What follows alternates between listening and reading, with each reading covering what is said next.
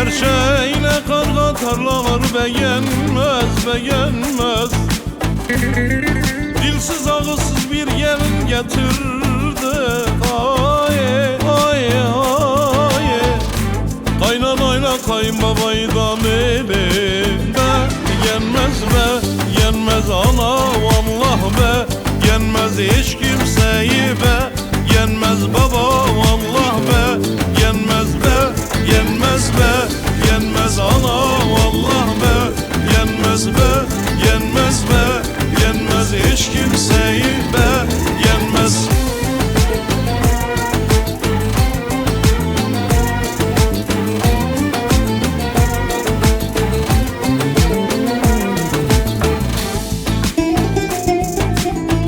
Türkü söylerken çalınır her türlü sazlar. Kepekçide vardır alafranga sözler. Aman aman aman aman aman. Kendini beğenmiş var güzel kızlar. Doktor, savcı, hakim, avukat dalili. Yenmez be, yenmez ana vallah be. Yenmez hiç kimseyi be. Yenmez baba vallah be. Yenmez be, yenmez be. Yenmez ana vallah be. Yenmez be, yenmez be. Yenmez hiç kimseyi be. Yenmez.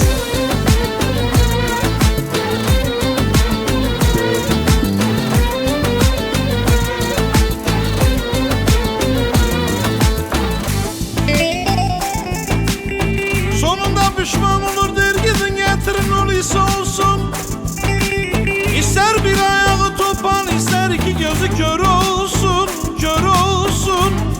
Aldık geldik o zamanlı gelini. Bizim Urfan'ı damadı da yenmez be, yenmez ana vallah be. Yenmez be, yenmez be. Yenmez bacım vallah be. Yenmez be, yenmez be. Yenmez baba vallah be. Yenmez be, yenmez be. Yenmez hiç kimseyi be.